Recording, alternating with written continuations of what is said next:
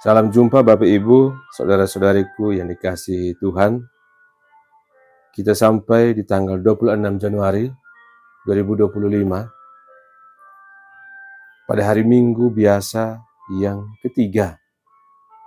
Kita diajak sekali lagi merenungkan bacaan-bacaan suci yang wajib dibacakan pada hari ini. Kita boleh menimba inspirasinya bagi perjalanan ziarah iman kita. Dalam nama Bapa dan Putra dan Roh Kudus. Amin. Tuhan bersamamu. Inilah Injil suci menurut Lukas. Dimuliakanlah Tuhan. Banyak orang telah berusaha menyusun suatu berita tentang peristiwa-peristiwa yang telah terjadi di antara kita, seperti yang disampaikan kepada kita oleh saudara-saudara yang dari semula adalah saksi mata dan pelayan firman. Karena itu, setelah menyelidiki segala peristiwa itu dengan saksama dari awal mulanya, aku mengambil keputusan untuk membukukannya dengan teratur bagimu.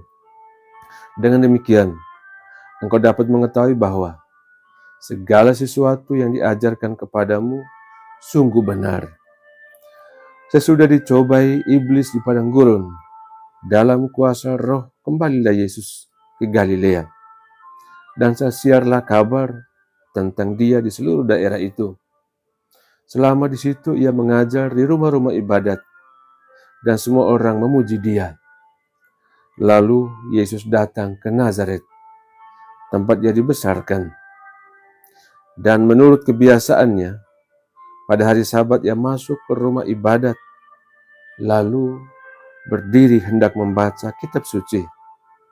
Kepadanya diberikan kitab Nabi Yesaya, dan setelah membukanya, ia menemukan nas di mana ada tertulis, Roh Tuhan ada padaku, oleh sebab Ia telah mengurapi aku untuk menyampaikan kabar baik kepada orang-orang miskin, dan Ia telah mengutus aku untuk memberitakan pembebasan kepada orang-orang tawanan dan penglihatan bagi orang-orang buta, untuk membebaskan orang-orang yang tertindas, untuk memberitakan bahwa tahun rahmat Tuhan telah datang. Kemudian Yesus menutup kitab itu, mengembalikannya kepada pejabat, lalu duduk, dan mata semua orang dalam rumah ibadat itu tertuju kepadanya.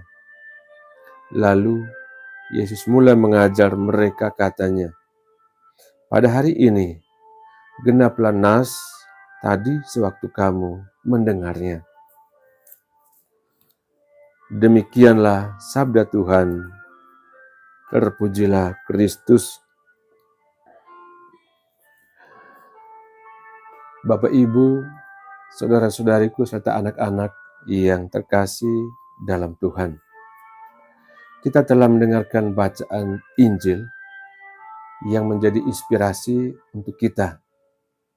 Dan di hari Minggu dalam Ekaristi, kita tentu mendengarkan dua bacaan lagi. Ada bacaan pertama dari Nehemia, dan ada bacaan kedua dari surat Rasul Paulus yang pertama untuk jemaat di Korintus. Bacaan-bacaan hari ini ingin memberikan kekuatan buat kita bisa menghidupkan, dapat menyembuhkan, dan mempersatukan umat Tuhan. Ketiga bacaan mengarahkan hati kita kepada tema utama, hidup dalam firman Tuhan, dan peran kita dalam komunitas sebagai satu tubuh Kristus. Saudara-saudariku, Bapak Ibu umat beriman yang dikasihi Tuhan. Dalam bacaan yang pertama, Nehemia menggambarkan momen di mana bangsa Israel berkumpul untuk mendengarkan pembacaan kitab Taurat. Mereka mendengarkan dengan penuh perhatian, dan firman Allah menyentuh hati mereka hingga meneteskan air mata. Nehemia dan Ezra mengingatkan umat bahwa hari itu sebetulnya adalah hari sukacita, bukan kesedihan. Karena firman Allah hadir untuk memberi kekuatan dan kehidupan baru.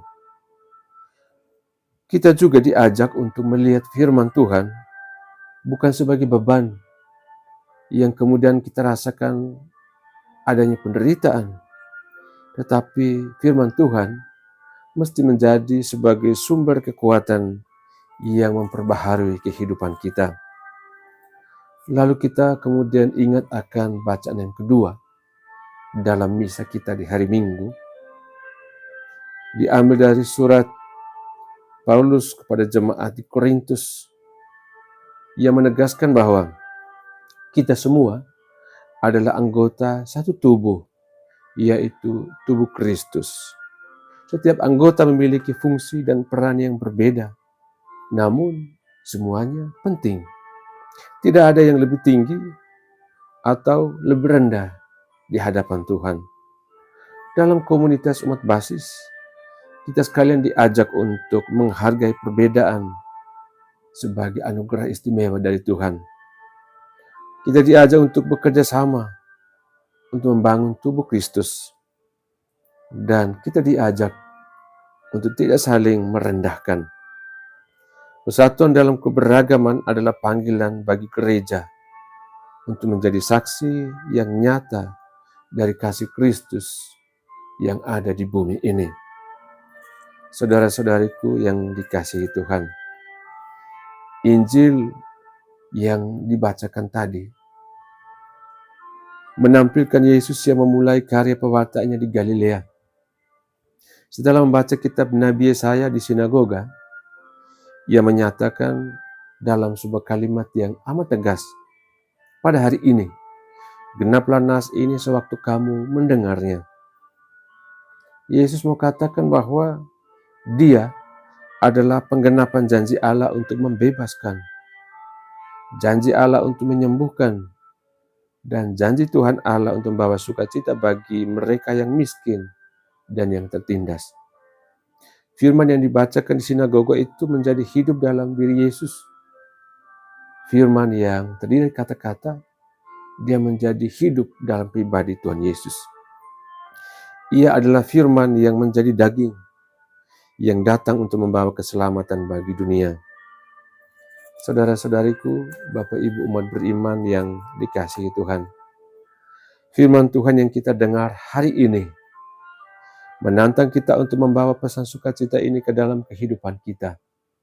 Kita dipanggil untuk menjadi saksi kasih Allah dimanapun kita berada, dalam keluarga, dalam komunitas umat basis, di kampung-kampung kita, di masyarakat. Kita diajak untuk menjadi pembawa damai, menjadi penyembuh luka-luka yang dirasakan oleh sesama-sesama kita, dan menjadi sumber pengharapan seperti Yesus yang diurapi untuk mewartakan kabar baik. Saudara-saudariku, Bapak Ibu umat beriman yang dikasihi Tuhan, firman Tuhan Allah kekuatan yang mengubah hidup kita, dan kita adalah bagian dari tubuh Kristus yang dipanggil untuk mewujudkan kasih Allah di tengah-tengah dunia ini. Karena itu mari kita buka hati kita untuk firman Tuhan yang selalu tercurah bagi kita.